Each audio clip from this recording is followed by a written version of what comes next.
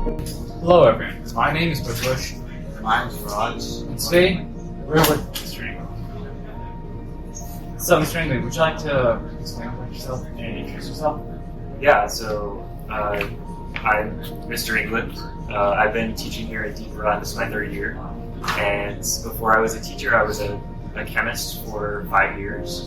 And I've been working in Virginia. But I was born in Virginia and I kind of have stayed here for my whole life.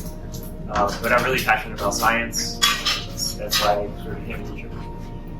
What are your favorite hobbies? So favorite hobbies, I would say my probably number one hobby is rock climbing. So I go to the rock gym quite often, and sometimes we go outdoors as well. Another thing I like to do is woodworking. So at home I have my own shop and I build furniture and stuff for friends and family. So those are my probably top two things. When did you decide that you want to be a chemist? I really didn't decide until probably halfway through college. I originally thought that I was going to be in the medical field, but I started out in college taking medical classes, and funny enough story, one of the first medical classes I took, we witnessed an open heart surgery, and just sitting there watching them operate on somebody made me lightheaded, and I almost passed out in class. So I kind of learned from that it wasn't really the field for me.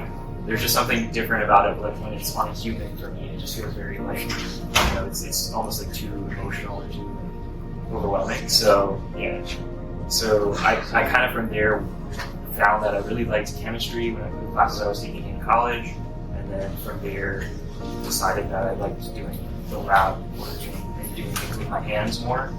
So that's kind of how I ended up there. Do you have a specific goal or person that you want? Maybe want to teach or do chemistry specifically? Both. Okay, so honestly, in high school, I didn't really have a very good chemistry teacher. It was probably one of my least favorite teachers in high school. But throughout my college experience, I met some really good people at Virginia Tech. And, a lot of my professors were really cool people, and I really enjoyed their enthusiasm and the work that they did actually in the lab, instead of some of my other classes that were more just kind of lecture based and stuff like that. So I think that's kind of what led me into chemistry. As far as teaching, I did have a really good high school teacher when I was growing up that really influenced me. His name was Mr. Lipa. So if you hear this, Mr. Lipa, this is a shout out to you. He kind of gave me some advice to if I wanted to go into teaching, do something else first, because getting that real world experience is kind of important. So I kind of followed that. I was a chemist for a few years, and then after that I became a teacher, which is kind of what I always wanted to do. Would you like to explain what you do more day to day? Yeah, so day to day, most of the time that I have in class is spent with students. I'm teaching 6 classes this year, so both days I have 3 classes each. At least sometimes I have 4 classes a day. So I'm spending almost all my day in class with you guys, with students. And when I'm not doing that, I'm either grading papers or making new lessons and that kind of thing. As far as work, that's what I do. And then when I come home, me and my wife, on weekdays, most of what we do is we play video games and just kind of hang out, or we watch shows. Right now we're watching the Great British Baking Show that came out recently. So most of my home time is just kind of spent with loved ones and kind of just relaxing at home. What do you see chemistry like? So I do think that my brain probably works a little different than a lot of people. A lot of times when I just observe any object in the world, I sometimes this computer, for example, I can look at this computer and be I know it's made up of atoms and molecules and different things, and I'm trying to imagine what those shapes look like almost. So it does happen to me in daily life. Sometimes I'm thinking about thermal processes and how things are changing, temperatures shifting from one to another, or I'm thinking about what molecules make up certain things. And I feel most people just kind of appreciate things for the actual objects that they are, and don't really want to dive into it deeper and look at what it's made of. But I think like ultimately that's kind of the way my brain works. Is even when I was a kid, I used to like just break things apart and just try to figure out what it's made of, and that kind of has served me well with chemistry too, because I was like constantly interested in what molecules and things make up the things around us. So, apart from being an actual teacher, what are some other ways that you impact your community? So outside of teaching, yeah. So a couple of things that I like to do, and these are kind of associated with my hobbies too. But I'm involved with my local church that I'm pretty passionate about. So I go like on weekends and during the week to volunteer.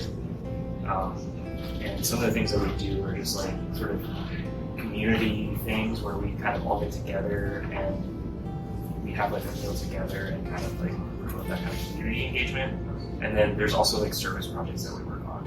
So like I said, I like to be pretty hands-on. So a lot of the stuff I do is like with Habitat for Humanity, which is like building houses for people, that kind of stuff. And also within that community, like I said, I like woodworking, so I build things for people that are in that community as well. So those are the kind of things that I typically do outside of schools. Do you find most rewarding in STEM, like the incentive to like doing it? Rewarding in STEM specifically.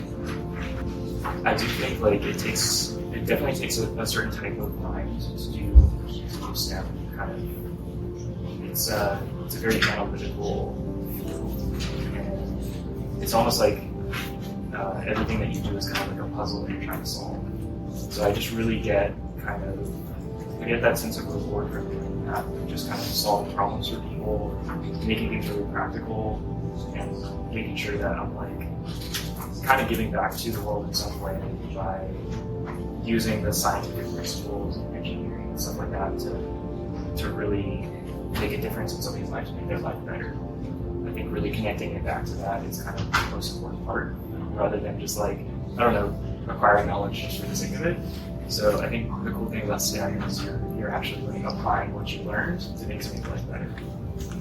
Nice. So, in your job specifically, what skills do you use the most? That's a good question.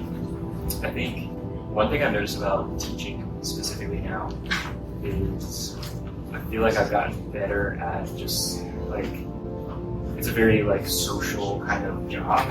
Before, what I did was a little less social. I was like in the lab kind of nerding out and doing like experiments and not really like I would put an experiment on and then like go chat with my coworkers and stuff, but it was just like very like minimal. Here, like every day I'm like kind of interacting with people all day, so it's very different. So I think like the skills that I've kind of learned from this job were very is, you know, how to like have those little interactions with people and try to make the most of those kind of engagements. Going off what you mentioned about your mindset in STEM, what qualities do you think are best for someone who wants to go into this field? Yeah, so I think some of the qualities for STEM specifically, I would say, is really having that sort of like analytical mindset, wanting to get to the bottom of things and really like solve those problems. But kind of what I mentioned before is like really having a passion for connecting that with like how best to help people with that knowledge. Ultimately, that's like kind of what STEM is for. We're trying to like kind of advance civilization in some way, and you can think of it at that like grand scale, or you can think about like even just the people around you. Like how do you impact them to help them along that? So it's really just kind of like almost like a usefulness. Like you just want to be as useful as you can. Do you think this feels like you think there's like one of these skills?